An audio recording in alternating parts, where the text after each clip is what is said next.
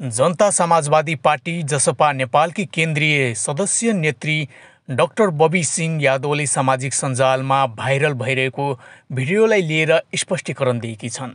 एक वैवाहिक समारोहमा रेन्जर टोय नामक खेलौनाबाट गरिएको फायरलाई अतिरञ्जित गरी सामाजिक सञ्जालमा प्रचार गरिएको प्रति उनले चिन्ता समेत व्यक्त गरेकी हुन्।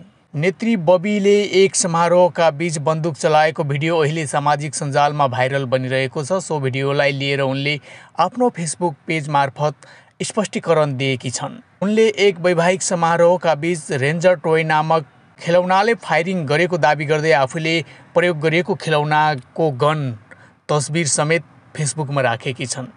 यही समय यता सामाजिक सञ्जालमा भाइरल भइरहेको एक भिडियोप्रति मेरो ध्यान आकर्षण भएको छ।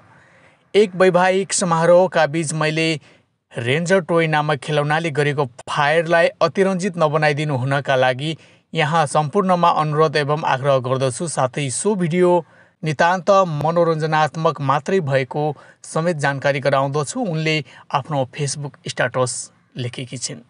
उक्त भिडियो केही दिन यता विभिन्न प्लेटफर्महरूमा भाइरल हुँदै आएको छ। भिडियोमा देखाएको फायरलाई लिएर सामाजिक सञ्जालका प्रयोगकर्ताहरूले समेत विभिन्न प्रतिक्रियाहरू दिइरहेका छन्।